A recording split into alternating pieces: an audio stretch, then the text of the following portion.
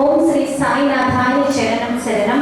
సాయి బంధువులందరికీ, సాయి ప్రేమికులకు, ద్వారకామాయి చిల్డ్రన్స్ తరపు నుంచి సాయి టీవీ ప్రేక్షకులకు కూడా అందరికీ సాయి సచ్చరిత్ర జయంతి మహోత్సవ శుభాకాంక్షలు. ఈరోజు మనం అసలు ఎందుకు ఇక్కడ ఇంతమంది గ్యాదర్ అయ్యామంటే దానికి కారణం సాయి సచ్చరిత్ర. ఎందుకంటే మనందరి జీవితాల్లో కూడా ప్రతి ఒక్కరికి వారి వారి కుటుంబాలతో పాటు ఇంకొక వ్యక్తిగా వారి ఇంట్లో పెద్దగా మమేకమైపోయారు సాయినాథుల వారు. అటువంటి సాయినాథులు అయోని సంభవులు. అంటే సాక్షాత్తు పరబ్రహ్మకి జననము మరణము అనేవి ఉండవు కదా. సో మనం అలాంటివి సెలబ్రేట్ చేసుకోవాలి అంటే మనకి సాయినాథుని మరో రూపం, సాయికి మరో పేరు అయినటువంటి సాయి సచ్చరిత్ర ఆవిర్భవించిన రోజు ఈ రోజు అన్నమాట. సో ఆ ముఖ్య విషయం కారణంగానే మనం ఎక్కడెక్కడి వాళ్ళందరం కూడా ఈ రోజు ఇక్కడ గ్యాదర్ అవ్వడం జరిగింది. అందుకని మరొకసారి సాయి సచ్చరిత్ర మహోత్సవ జయంతి శుభాకాంక్షలు. అంటే మనందరి జీవితాల్లో కూడా సాయిబాబా యొక్క ప్రాముఖ్యత ఎంత ఉందో అంతకంటే ఎక్కువ. అంటే సాయిబాబా సశరీరంగా లేకపోయినప్పటికీ సాక్షాత్తు సాయిబాని సాయి సచ్చరిత్ర మనకి బాబాకి మధ్య వారధిగా ఉండి ఈరోజు సాయి భక్తులకు ఒక మార్గ నిర్దేశనం చేస్తూ ఉన్నది కూడా సాయి సచ్చరిత్ర. అంటే అందరికీ తెలుసు సాయి సచ్చరిత్ర. అసలు బాబా అంటే ఏంటి ముందు తెలుసుకుందాం.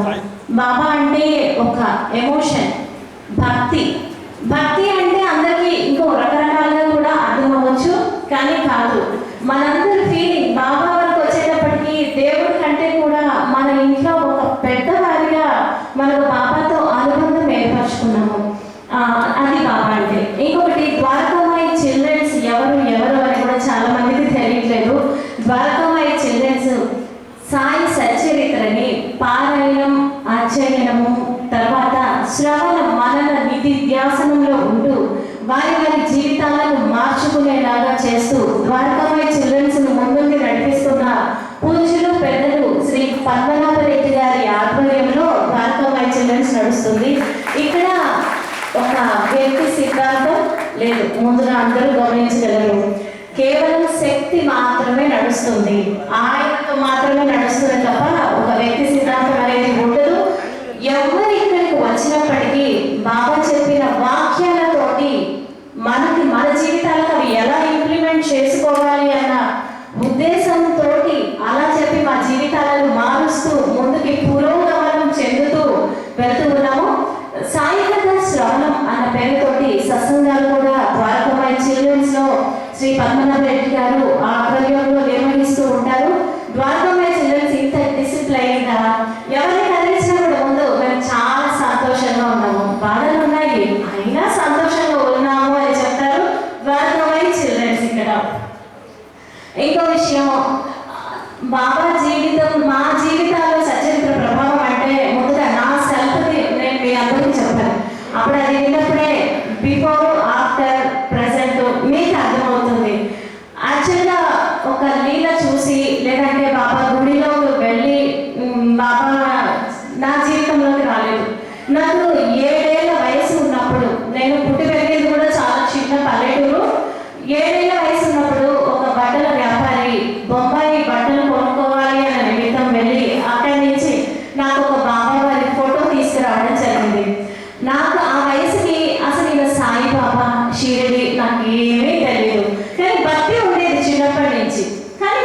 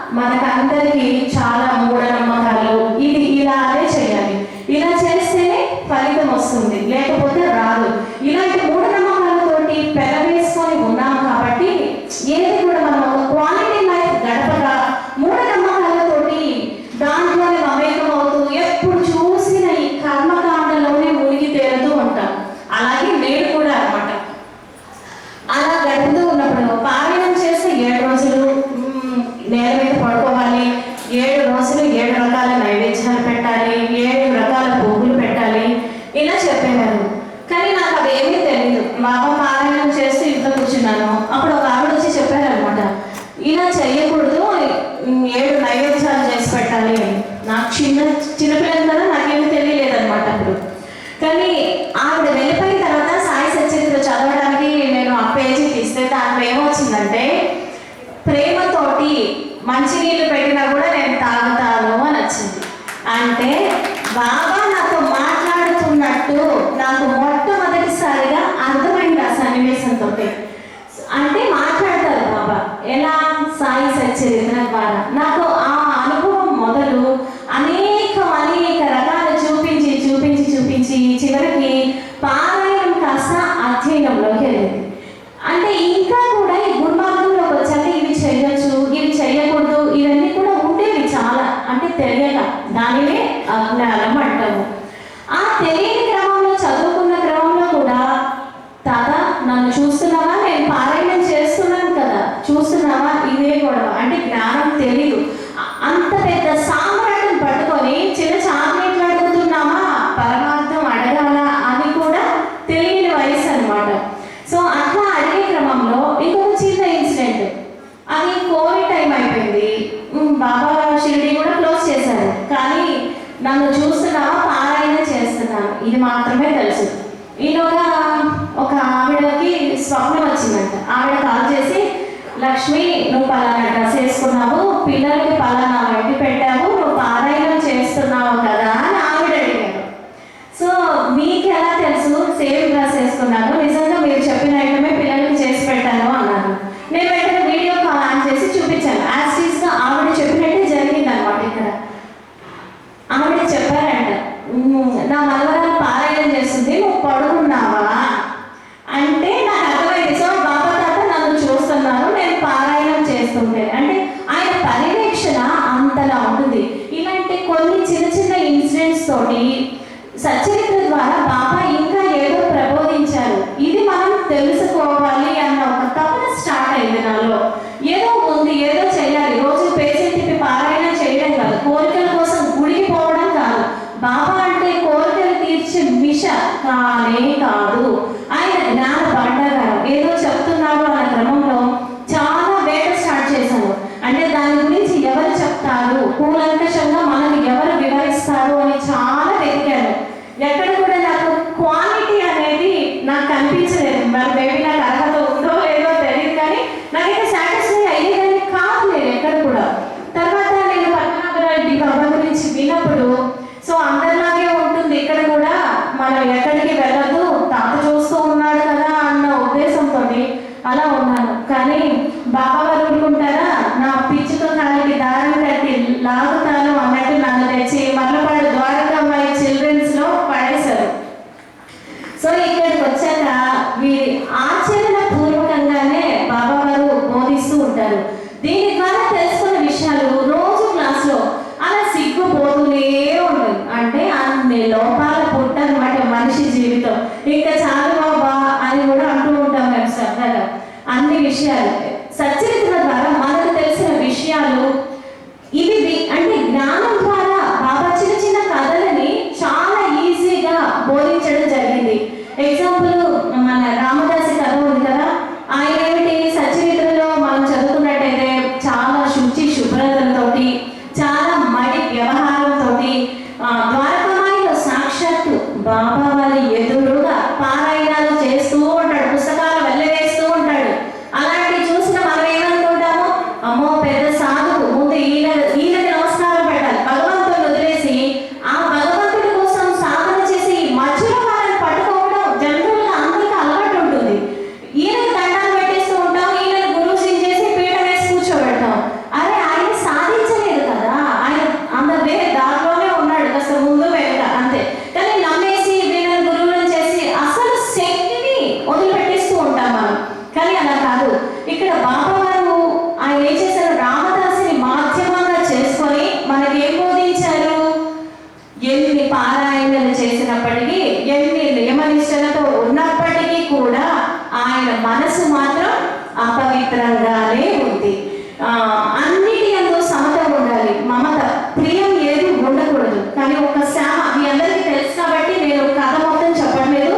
శ్యామకి ఒక పుస్తకం ఇచ్చినందుకే ఇలా చేసావే, మరి నువ్వు రోజు పారాయణం చేస్తూ చిన్న సంస్కారం కూడా మారినప్పుడు మన పారాయణం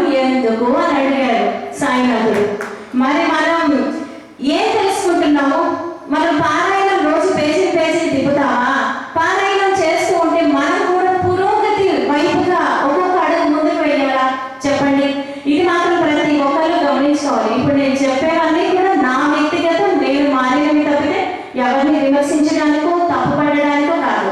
అంటే నేను ఈ కథ తెలుసుకున్న తర్వాత నిజమే కదా, మన మనసు సంస్కరణ జరగనంత వరకు ఎన్ని మడి నిష్టలు ఆచార వ్యవహారాలు పాటించినప్పటికీ కూడా ఉపయోగం లేదన్నమాట. సో సాయినాథుడు ప్రత్యేకంగా అసలు ఆయన వచ్చిన కారణం ఏమిటి? త్రేతాయుగంలో, ద్వాపర యుగంలో ఇంట్లో ఒకళ్ళు, ఊర్లో ఒకళ్ళు రాక్షసులు ఉండేవారు. సో ఆ అవతారాలు ఎందుకు వచ్చాయంటే ఆ శత్రువులని రూపుమాపడానికి వచ్చారు. కానీ కలియుగంలో ప్రతి ఇంట్లో రాక్షసులే, ప్రతి వాళ్ళు రాక్షసులే. ఎలా అంటే మనలో అన్ని రాక్షస గుణాలు ఉన్నాయి. వాటిని కట్ చేసి మూలం నుంచి పెకలించి వేయడానికి కలియుగంలో వచ్చినటువంటి అవతారం సమర్థ సద్గురు సాయినాథుడు. ఆయన ఈరోజు భౌతికంగా కనిపించినప్పటికీ ఇప్పుడు ఆయన ఒక దేహమా అనుకుందామంటే ఎప్పుడో 1918లోనే ఆ దేహాన్ని సమాధి చేశారు. కానీ ఇప్పటికీ కూడా ప్రతి సాయి భక్తులు ఎవరిని కదిలించినా కూడా పెద్ద పెద్ద గ్రంథాలు లీలలు చెప్పేస్తారు. అంటే సాయి సచరిత్ర రూపంలో అనుక్షణం బతికే ఉన్నారు. నిత్య సత్యం, నిత్య నూతనం కూడా సాయి సచరిత్ర. సో మనం ఈ మూఢ నమ్మకాల మీద ఇలా చేయాలి అలా చేయాలి వాటి మీద పెట్టకుండా మన కాన్సన్ట్రేషన్ భగవంతుడు ఏం చెప్పాడు, మనం ఎలా ఉండాలి, మన ప్రవర్తన ఎలా ఉండాలి అని రామదాస్ కథ ద్వారా బాబా గారు చెప్పినప్పుడు ఆ విషయం ద్వారా కూడా చాలా మార్చుకొని నియమనిష్టలు ఇలాంటి తుప్పు ఏదైతే ఉంటుందో ఆ తుప్పు వదిలిపోయింది. ఇంకొకటి అంటే మనందరికీ కామన్గా ఉపయోగపడేది, అందరూ తెలుసుకోవాల్సిన విషయం కూడా ఇంకొకటి, పరుల గురించి నింద. ఇది ఇంకా పొద్దున్న లేస్తే మనకు అదే పని, వాళ్ళ మీద వీళ్ళ మీద, అంటే మన సమయం పోతుంది. అదే మనకు నచ్చినట్టు మన ఫ్యామిలీలో ఉండట్లేదు, మన 5 వేళ్ళు ఒకలా ఉండట్లేదు. మరి మన ఎదుటి వాళ్ళు మనలో ఉండాలి, మనకు నచ్చినట్టుగా ఉండాలి అని మనం ఎందుకు కోరుకుంటాము కదా? ఈ చిన్న క్లారిటీ మిస్ అయ్యి మన తోటి వారిని అనుక్షణం నిందిస్తూనే ఉంటాము. వాళ్ళ ముగ్గురు కూర్చొని మాట్లాడతాము, అందులో ఒకరు వెళ్ళిపోయారంటే ఆ వెళ్ళిపోయిన వాళ్ళ గురించి మాట్లాడతాము, ఎందుకంటే మనకి చాలా ఇష్టం అనమాట. ఇలా పనుల గురించి నింద చేసే వారి గురించి బాబా ఏం చెప్పారు? ఒక పందిని చూపించి చెప్పారు. అది చూడు ఎంత రుచిగా మలం తింటున్నదో, నీ సాటి సోదరుని కూడా నువ్వు అంతే తిడుతూ ఉన్నావు. ఎందుకు? అరే వాళ్ళు మనకి ఎంతకాలం నుంచో తెలుసు, ఇన్ని మైనస్లు వాళ్ళ గురించి మనకు తెలిసినప్పుడు వాళ్ళ ప్లస్లు కూడా మనకు తెలిసే ఉంటాయి కదా. మరి అదేందుకు గుర్తుపెట్టుకోము, మనము మైనస్లే ఎందుకు మాట్లాడదాము కదా.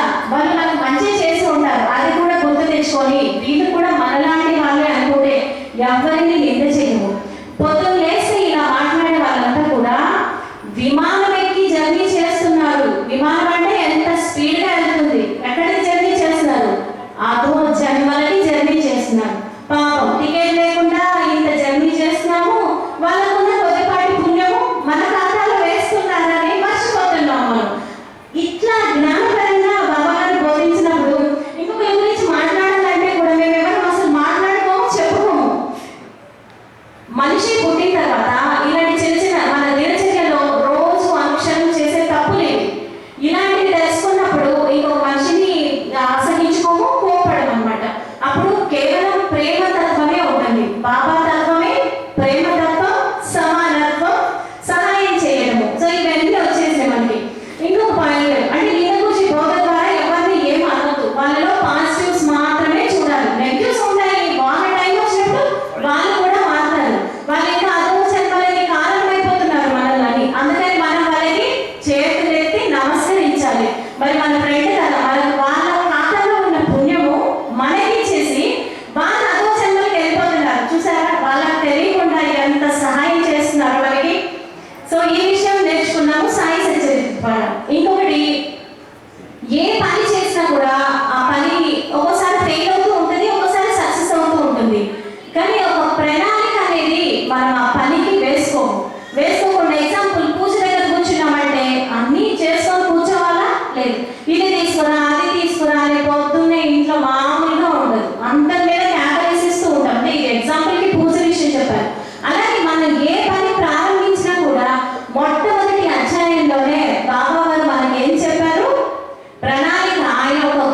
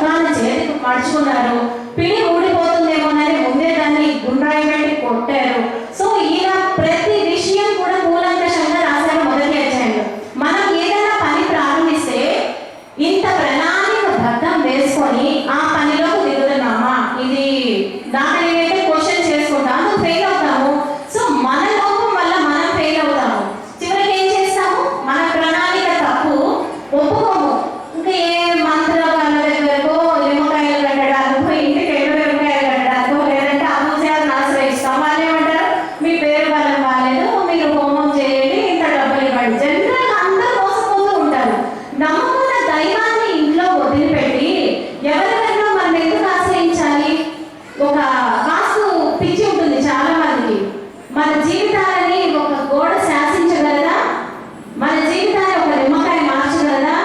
మన ఇంట్లో మనం నమ్ముకున్న దైవం ఉన్నప్పుడు మనం వేడికో మొత్తం ఆపాదించేస్తున్నాము.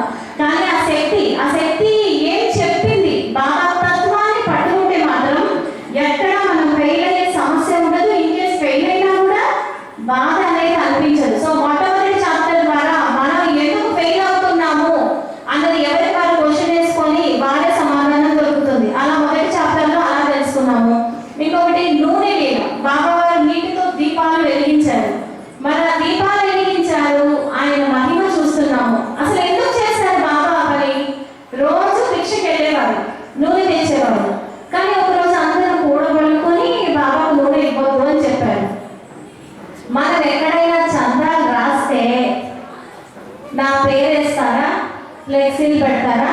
ఒక వాచి గుడికి ఇచ్చామంటే వాచి మీద మన పేరు ఉంటుంది. ఫ్యాన్ ఇచ్చామంటే ఫ్యాన్ మీద మన పేరు ఉంటుంది. అరే, మనం ఇచ్చిన ఆ ధనం ఏదైతే ఉందో చందాగా మనం చెప్పి చెప్పి చెప్పి దాని తాలూకా పుణ్యం పోయి అప్పైపోతున్నాం అక్కడ. ఈ విషయం ఎవరు గ్రహించలేదు. బాబా నూనె నీళ్ళ ద్వారా చెప్పారు. సామ్రాట్ని మనం ఏమి ఇవ్వగలం చెప్పండి? ఆయన మనకి ఇచ్చిన దాంట్లో కృతజ్ఞత పూర్వకంగా, ప్రేమగా, వినయంతో, భక్తి శ్రద్ధలతో మనం ఏదైనా సమర్పించాలి. కానీ ఇచ్చి దాన్ని 10 రూపాయలు ఇస్తే 1000 మందికి చెప్పుకొని దాని లక్షలు అప్పైపోతున్నాం. ఇంకా నేను మొన్న అది ఇచ్చాను, అయినా బాబా నాకు మంచి చేయలేదు. ఎక్కడ జరిగింది? నువ్వు అప్పైపోయావు కదా, మీ అప్పు తీర్చుకో ముందు. ఇలా చెప్పుకునే వాళ్ళకి చంపపెట్టు నూనె నీళ్ళు అన్నమాట. ఆయన అన్నిటికీ సమర్థుడు, స్వయం పరబ్రహ్మ, నీటితో వెలిగించిన వాడు. మరి నూనె ఎందుకు రోజు భిక్ష పెట్టుకొని తీసుకొస్తూ ఉన్నారు? ఆయన స్వయం బ్రహ్మ, పంచభూతాలు ఆయన ఆధీనం. పంచభూతాలలో ఒకటి అగ్ని. మరి ఆయన సాధించలేనిది, చేయలేనిది ఏది లేదు కదా. మరి మన మీద ఆయనకి మేము నూనె ఇచ్చాము అని వ్యాపారదారులందరూ అనుకోవడం వల్ల నేను అన్ని చేయగలను, ఇస్తున్నాము అన్న గర్వం మనకు తీసేయడానికి ఆ నూనె నీళ్ళు చేశారు. ఆయన మహిమ మరి సచరిత ద్వారా ప్రతి ఒక్కటి అనుక్షణం నిత్య నూతనం. ఎప్పుడు చదివినప్పటికీ అరే మొన్న ఈ పాయింట్ తట్టలేదే అనిపిస్తుంది అనమాట. ఇట్లా ఈ మనిషికి సహజంగా ఉండే గర్వాహంకారాలు కానివ్వండి, పని చెడిపోతే కూర్చొని ఏడవడం కానివ్వండి, పనులు చేయడం కానివ్వండి, ఎవరినంటే వారిని ఆశ్రయించి మనం ఉన్న ఆయుష్ని అసలు భంగం చేసుకోకూడదు కూడా. సమర్థ సద్గురువుని పట్టుకుంటే ఎక్కడ ఏది జరగాలో అన్ని ఆయనే జరుగుతూ ఉంటాయి అనమాట. నాకు లీలలు జరిగాయి, బోలెడు జరిగాయి ఎప్పుడు పారాయణంలో ఉన్నప్పుడు. కానీ తర్వాత అసలు లీలలు జరగవు, అనిపించడు, ఏం చేయడు. ఆయన అప్పుడు ఎంత పట్టుకొని ఉంటాడంటే, మా నాన్నగారు చనిపోతారు అన్నప్పుడు బాబా నాకు ముందే చెప్పారు, ఏడవద్దని కూడా చెప్పారు. అంత కనిపెట్టుకొని ఉంటారు. అయినప్పటికీ అంత కనిపెట్టుకోండి. ఒక విషయం ఏంటి, ప్రతి విషయం చెప్తారు. కానీ నాకు అప్పుడు తృప్తి లేదండి. నాకు ఏదో కావాలి అన్న తపన మాత్రం నాకు బాగా ఉండేది. ఎప్పుడైతే ఇప్పుడు లీలలు జరగట్లేదు, అసలు కళ్ళలో కూడా కనిపించడు, ఏం చెప్పడు. అంటే జ్ఞాన మార్గంలో తీసుకొచ్చారు. ఎక్కడ? సచరిత్ర ద్వారా అన్నమాట. పురోగతి చెందడం. మనకి శ్రీమతి కాపాడే విషయం తీసుకుంటే జన్మ జన్మ పురోగతి ఎలా ఉంటుందన్నది మనకి తెలియజేశారు. చంద్రపుష్ప వీరభద్రప్ప కథ ద్వారా అధోగతి అంటే మనిషిగా పుట్టి ఇంకా పరిపక్వత చెందకుండా వాళ్ళ చెడు గుణాల ద్వారా కప్పగా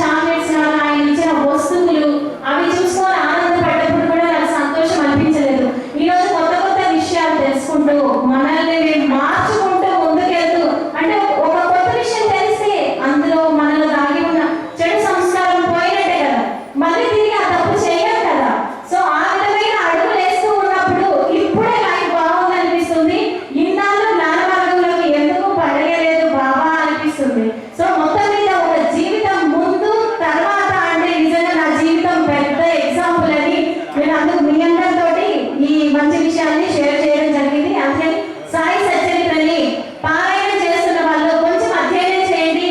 ఒక కథ ద్వారా ప్రతి ఒక్క దాని వెనుక కూడా ఒక జ్ఞాన భాండాగారం దాగి ఉంది. మన జీవితాలని ఇంకా పండుగ పరిపక్వతగా మార్చుకునే అంశాలు ఎన్నో సాయి సచ్చరిత్రలో దాగి ఉన్నాయి. ద్వారకామాయి చిల్డ్రన్స్ అయితే సాయి కథ శ్రవణం ద్వారా బాబా గారు చెప్పే వందనాపరెడ్డి బాబా గారు చెప్పే జ్ఞానం ద్వారా చాలా మంది ఇప్పుడు అందరూ అంటున్నారు ఎంత ప్రేమ ఎంత ప్రేమ అని. మేము సాయి కథ శ్రవణంలో మాకు నిత్యము బోధించేది సాయినాథుని తత్వము ప్రేమ మా సంస్కారాల మీద కేవలం పనిచేస్తుంది. అక్కడ ద్వారకామాయి చిల్డ్రన్స్ అంటే ప్రేమ ఎలా వచ్చింది? సాయినాథుని కథ శ్రవణం ద్వారా ఇంత ప్రేమమయంగా మీరందరూ ఇంత చెప్పుకుంటున్నారంటే కారణం సాయి సచ్చరిత్ర. ఈరోజు సాయి సచ్చరిత్ర జయంతి ద్వారా నా జీవితం